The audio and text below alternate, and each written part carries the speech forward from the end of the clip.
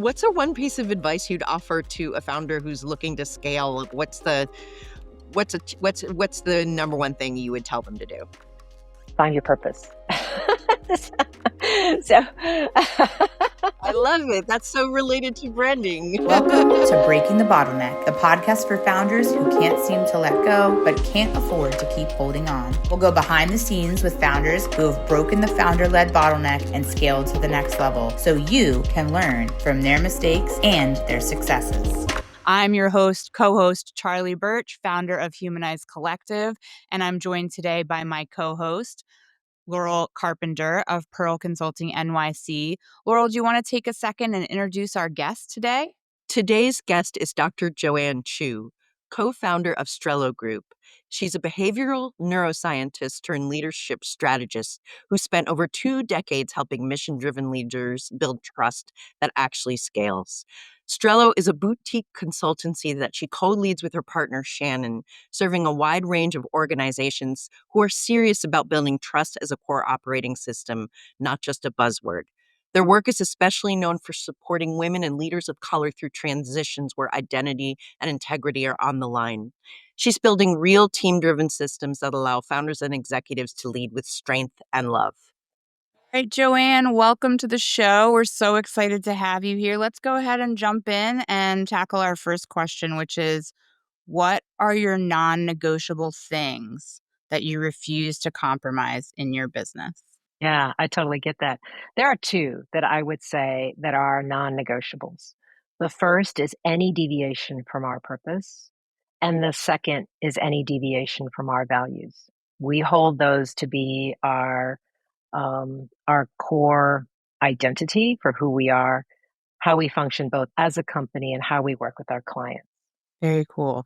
I'm curious what those values and purpose are, but I want to back up a second and talk about, because I've heard you talk about your conscious contract, and I'm curious what the relationship there is between this idea of the conscious contract, which is really between you and your business partner, and the values and the purpose, which is more about how you show up in the marketplace, I would assume. When we first formed our company, we had a couple of individuals that really were also guiding us in pulling together the identity of the company. And one of the gentlemen that we worked with was an attorney. And he was advocating, he still is advocating for something called a conscious contract. And a conscious contract is a business contract that not only talks about the creation of the business, but also about the conditions that must be in place if the founders ever come into conflict and the business becomes potentially fractured. So it is a conscious commitment to not only how we will create the business, but how we might perhaps resolve, conclude the business relationship. So the thing I really loved about this relationship was it was sort of an entire life cycle from cradle to grave, which nobody ever thinks about when they are in the honeymoon phase and we're going to do this thing together. Nobody likes to think about the end. And so by thinking about the end, and what we did was we created some conditions. Who would we bring in to help facilitate the conversations? What will be our agreements for how we will enter in those conversations if those days ever arise? Was kind of a fun exercise to do in the beginning of a relationship as we were getting to know each other. But I think in creating that, it really liberated us to really lean in, take risks, and be bold in those early stages, because we felt as though we had a, break glass in case of emergency covenant that was in place already. I love that.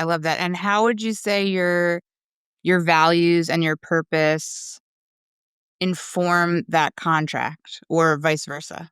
I think everything. So even before we formed a company, we came together and with a couple other trusted other individuals, and we identified an organizational purpose. So both Shannon and I are big, big believers in big P purpose. Like, what is your ultimate gift that you are bringing to the world? And the methodology that we used There's a gentleman out in California called that leads an institute called True Purpose Institute, and we both underwent that process many, many years ago to identify our individual purpose. We discovered by talking to him that he also had a process for organizations to come and define their big P purpose. And so we underwent that process and identified a purpose even before we even had a name. We didn't have an LLC, but we had this idea of what if Joanne and Shannon combined and brought our gifts to the world, what would be that emergent purpose that would arise if we were to combine forces and do business together. Amazing. I love that so much because one of the things that we really focus on is that process of teasing the founder identity apart from the business identity so that it can really take on a life of its own. And I think increasingly we see the solopreneur, the founder driven brand. And I think sometimes the organizational purpose kind of gets enmeshed and mixed up. And then as you grow and you scale, it becomes really hard to hand that over to somebody without that compromise of integrity, right? Even if it's not like a bad thing is happening, is it something that can really be handed over and embodied with the same amount of integrity, right? So thank you so much for sharing that with us. And if you guys are feeling like this is really great information coming from Joanne, we want to make sure to pop over and follow her on LinkedIn. And if you're also feeling inspired to create this level of intention in your own business and you're not really sure where to get started, I would encourage you to head over to our website to engage with our brand IDQ tool, because that is exactly the immediate output you're going to get from that tool is that clarity around what we call a core motive, which is very much the purpose of the brand, the purpose of the business, separate from the founder, that's going to help all the people in your organization tune into that same frequency and move forward with that coherence that we all really need to have in place to scale. So I'm going to go ahead now and pass the baton to my co-host, Laurel, welcoming your voice into the conversation for our next question. Um, Joanne, it's great to have you here. My question is, I'm really curious about the moment you realized you needed to start scaling your business. I'd love to hear that story. Yeah, so we formed our company. We opened up our doors 2 months before COVID hit. So we literally opened our doors in January 2020. And Shannon and I did everything. We did biz dev, we did delivery, we created content. And I think the first moment we realized that we needed some help was we had launched our proprietary methodology on complex change. We still teach that today. In our first national cohort, we had 5 participants. And of course, everything was on Zoom. So Shannon and I were busy doing slide decks, getting our presentations ready, and we needed somebody to really help behind the scenes do a lot of the tech. And so luckily, we had an individual that we had worked with previously, and so we invited that first individual to join our team. So with all of our uh, team additions, they always kind of start with like back of the house. We need extra arms and legs to get stuff done. And it's been a great sort of pipelining tool to sort of grow the team because they actually get to experience how the sausage is made from the get-go. So you said you started with back of the house. I'm wondering what challenges you faced as you started to scale and grow. Yeah, so part of it was compensation. It's one thing when you have a company that is entirely 50-50, you divide everything 50-50.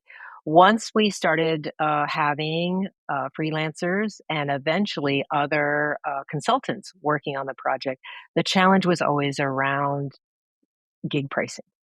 One of the things that we swore that we wouldn't do very, very early on in our brand evolution was, one, we didn't barter, and two, we didn't gig by the hour. We didn't price our projects by the hour. They were always, yeah. See, Charlie, yeah, right? No. I'll join those snaps. um, and so as we brought on new team members, it was difficult to keep that project price because sometimes it really is, we don't know how long it's going to take. And we were a young business. We didn't have a lot of cushion. And so part of that is, and we still struggle with this, right? Sort of get the internal financing right. We have which I'll probably talk about a little bit later, but we have a document that we call a give get. And it really talks about this reciprocity relationship between ourselves and our teammates. And one of our covenants within that document is we compensate honorably. And so we always want to err on the side of more compensation rather than less because we believe in abundance. But when you hold yourself to that sort of standard, it's always a constant tension to make sure that the books balance out and everybody is still living their best life while working with us. How do you decide what is fair or above more than fair compensation? That seems like a tricky business. Well, now we actually have research, right? When we initially started, we did a little bit of market research, and then we usually padded on top of that, making sure that we were still making our margins. I think the other thing we started doing as we began to mature was taking a much firmer stance on our margins to make sure that we were never just sort of everything that was coming in was always going out. I think it's one thing to be very fluid with your finances in the early stages as you're kind of figuring everything out. But as the business begins to mature, taking a hard look on margins and then insisting on asking a fair market price from our clients, right, allows us the flexibility to be able to compensate our people at varying different levels, depending upon if they're doing freelance gig work for us or if they're doing project delivery work. Great. What's a one piece of advice you'd offer to a founder who's looking to scale? What's the number one thing you would tell them to do? Find your purpose. I love it. So, That's so related to branding. I'm a little, I feel like that's so important because so many times when in our work with people, sometimes we feel like people skip over the really important key messaging components, and purpose is a part. It can be a big part of that, especially for a purpose-driven business like yours. So, um, that's music to my ears. well, we work with a lot of nonprofits, and in the nonprofit world, we see, especially in early stages of nonprofit development, that you chase the dollar, right? You have a particular donor that has it, and you're like, great, give me the check, I'll do it. And when we initially opened up our doors, and it was just Shannon and I doing most of the delivery work and all the selling work, we, in a sense, we almost prided ourselves in saying we can do anything. We knew what we did was organizational change consulting, but within that, that's a pretty big umbrella. And so we said yes to everything. And of course, then it exhausts you if you don't remember what is your core. And so when we got serious about growing and scaling, we hired outside experts to help tell us, okay, look, this is our entire book of business. These are all the hundreds of projects we have done over 3.5, 4 years.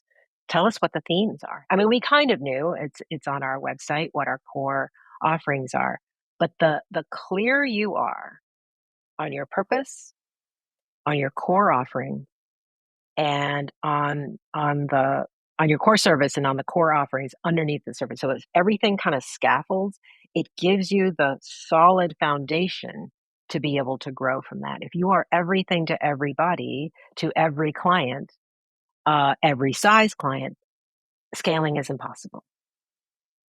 Which is not to say it's easy, right? It's not easy, but without those fundamental bones, the thing won't scale.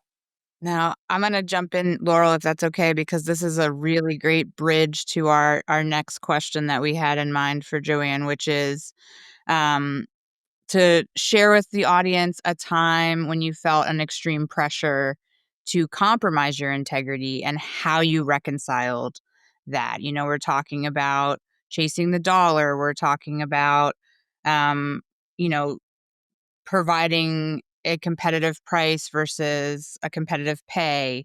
And I know that, there's been some challenges in the marketplace for everybody lately about, can I really justify charging what I'm worth? And it sounds like from what we talked about that you actually found kind of a surprise piece of information about your perfect pricing and your perfect client? And I'd love it if you would share that with our audience. Yeah, so probably around year 3 of Strello's evolution, before we got really clear who our core clients were, we landed a project in which a very, very large to us organization, it was a statewide organization. I think they probably employ 7,000 people across the state of Georgia. Um, they came to us with a problem. They had a stakeholder engagement, they had a customer engagement problem, and they had a need to de- develop some new skills internally to some fairly big projects that they were going to be pushing out in the like 5-year time span.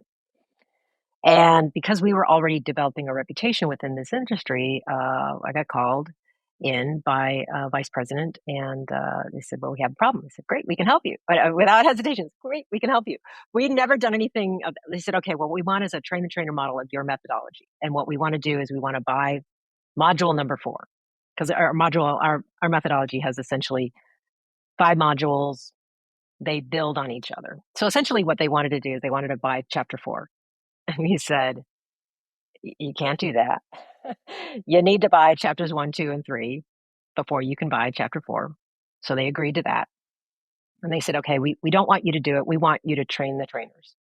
I said, Okay, we can do that too." So we built this beautiful brand collateral and spent a lot of money and a lot of this is also when we started, we started bringing more people on. It was really fun. It was really scary because we'd never, and plus so it was coming out of COVID. We were doing a lot more things in person. So Shannon had to fly in from Idaho a couple times to do this training. It was really great. So I think we trained 10 trainers. So it was supposed to be like, we trained 10 trainers. They were going to train, we were going to supervise them to train 150 people. And then in phase 2, we're going to go to 1,000 people. We're like, "Ooh, this is great. We're going to license our IP. It's going to be awesome." Um, but then a new CEO came to town, and people started getting moved around, and people started retiring, and our project champions started disappearing. And we realized that we were trying to scramble to get to the people that were really controlling the narrative, but we were too far down we were actually too far down into the weeds. We were too far down into the boots of the ground. We thought we were working with a fairly senior leader, and they were, but in a corporation that big, when heads start rolling and people start retiring, the whole initiative kind of fell apart. And we spent months just trying to re-engage and saying, this project could be really big and really good during a time of transition. And we were nowhere near getting near the CEO. We were 3, 4 levels down. And that's when we realized, okay, our sweet spot is maybe not these big corporations that at a snap of a finger, if a CEO changes or changes their mind, right? We learned this lesson a couple of times. We weren't talking to the right buyer. And that's when we began to really hone in. We need to talk to the CEO, which means in some cases, companies that were a little bit more condensed, smaller, right? That we could actually wrap our heads around their senior leadership team, their CHRO, their chief people officer, right? And not such a big company that you kind of get lost and you're just another vendor in their supply chain.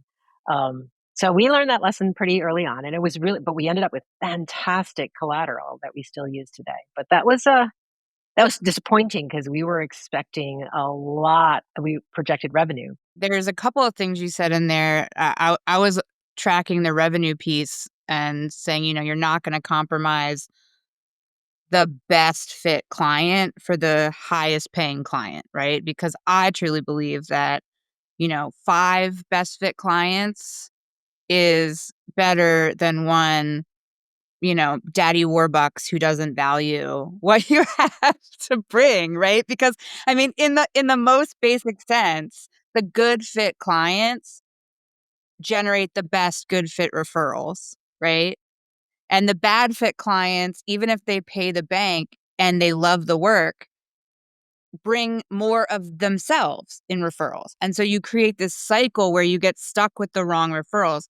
But I want to say something else that you said about not selling just your fourth module. We have a um a tiered, phased approach that we love to work. There's some instances where, you know, people can say, I really did this work already and I don't need to do it again. And we need to adjust our intake process a little bit with our brand clients. But for the most part, I've really tried to design, and Laurel and I have had so many conversations about this over the past couple of years, really tried to design an arc of service where the onboarding part and the discovery part brings value to the client and not just to our team. It's not just like data mining, it's like folding back the layers of that onion. And we have people, I would say most of the time, clients who come to us and say like they want to go into the design window. Like we have strategy, we have design, and then we have stewardship.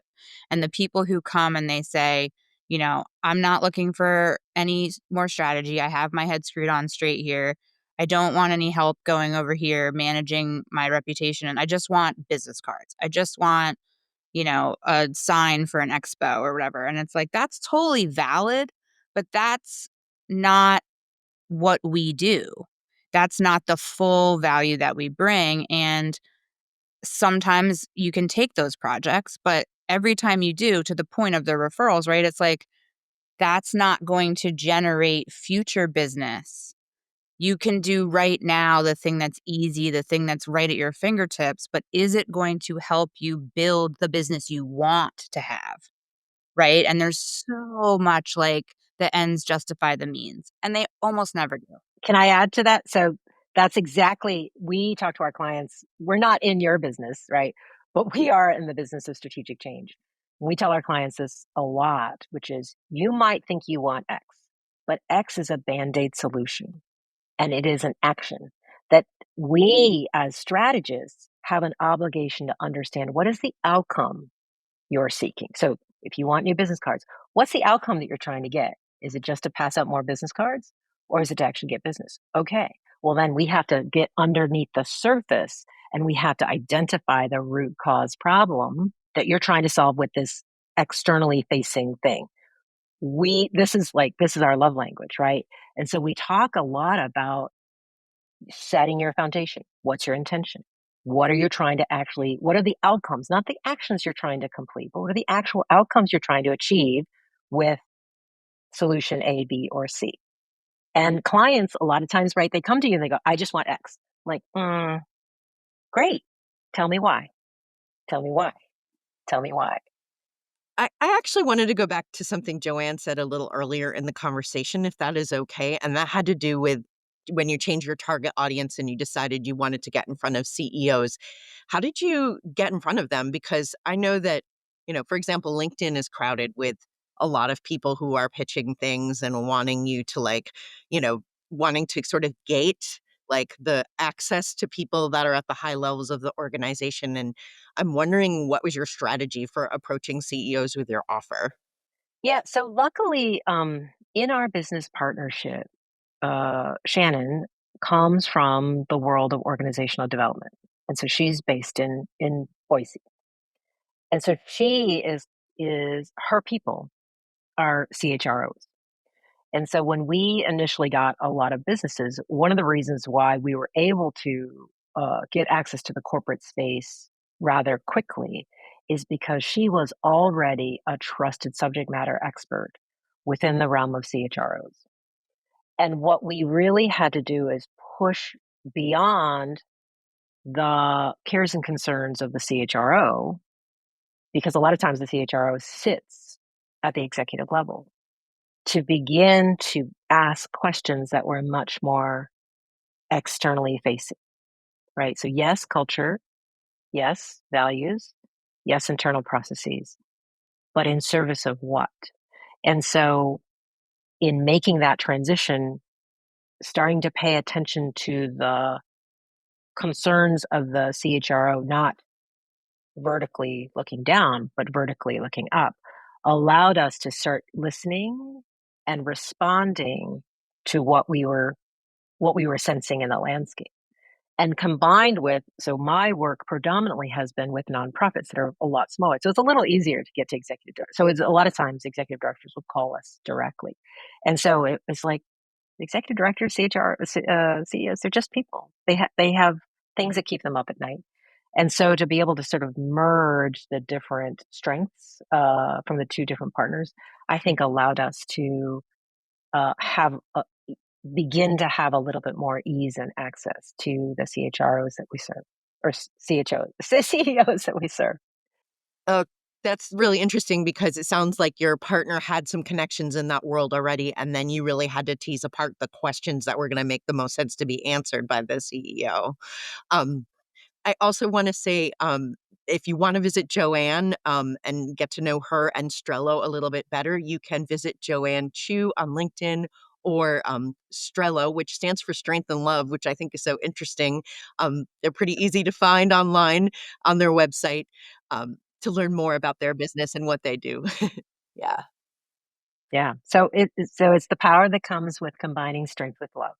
So we also did branding very, very early on. That was the only trade we ever did. I wanna hear about Strello, actually. I wanna know how you came up with that name. I think it's great, so Can I talk about that for just a couple seconds? Yeah, absolutely. I think that's, how do you get to your brand identity and how it connects to everything, and that I think that's a perfectly appropriate thing. Yeah, so this is the universe conspiring with us. So I mentioned our attorney. So he's still our attorney to this day, who brought to us conscious contracting. We met him years ago. I actually had him as a trainee in a leadership development program that I was training in. He had also gone through this True Purpose Institute process. He is very active in the conscious capitalism world. So he's very well nectared. And so you all might be part of the conscious capitalism world too. And one of his colleagues was a purpose driven brand strategist based in Houston, Texas. And so, and Shannon, having a much more clear corporate mindset, she said, we need a brand, we need a look, we need, I'm like, do we? She's like, yes, we do. And so the only trade we ever did was with this branding company in Houston. We literally formed the company. So both of us flew to Houston. And coincidentally, I really was coincidentally, this branding agency was literally a mile down the road from where we were staying. So we had all those conscious contracting conversations, and we literally walked to the branding office. how serendipitous. And so what we did was we traded services. So they did an initial brand strategy for us, gave us our name, gave us our look, gave us our colors, our whole thing, our fonts. And then we actually trained them in our methodology. I love that. Okay, so I wanna transition us into our final question, but before I do that, I wanna say thank you for bringing all of this juicy wisdom. It's really been a wonderful conversation, and to encourage anyone that's listening in on this conversation to hop over and like and subscribe on the podcast so that we can help get the word out about all the important messages that Joanne is bringing to the table, and also get some other really amazing guests with their own perspectives. So, right now, I want to lead into our signature question. So, one of the ways at Humanize that we help founders break the bottleneck, which is what we're really looking at here, right? Because here's you, here's scaling, and here's the bottleneck. So, how are we breaking the bottleneck and really getting that initial launch of momentum to propel ourselves to the next level? One of the ways that we do that with our work is, like I mentioned at the beginning, really helping founders tease the brand identity apart so that they can bring on those other team members like you're talking about, and not feel like they have to constantly be hovering and triple checking and double checking and reworking, and but that they have a really clear framework that they can give to their team that says, this is how our brand behaves, not just this is what it looks like and sounds like, but here's the logic that is our brand identity, right? Here's the operating system. Yes, exactly, right. So, what I'm curious for you is, if you had, that's my one piece of advice, right? If you had one piece of advice that you could give to a founder who's just like super stuck in that bottleneck place and just cannot seem to let go and trust that our other team members can really rise to the occasion, what is that piece of advice that you would give to that founder? I would say be willing to ask for help. We are all subject matter experts in what we do. We provide fantastic services, but we're not as unique as we like to think that we are, unless you can tell a compelling story. There are lots of people who do change strategy. There are lots of people who do executive coaching, but there is actually only one way that we do it that will help our clients understand why they should partner with us versus anyone else. And so even though I said we're not as unique as we say we are, that factually is true. However, how you talk about and how you look for clients, how do you present yourself? So it's everything from the look, from the language, from the tone, from all that sort of juicy subtext that we humans, as long as you're not using AI, still find really, really important. How do you, it's empathy mapping, right? How do you want your clients to think, feel, do, and act when they engage with you? I was heartbroken when I recently had a chance to be with other women entrepreneurs on a national conference.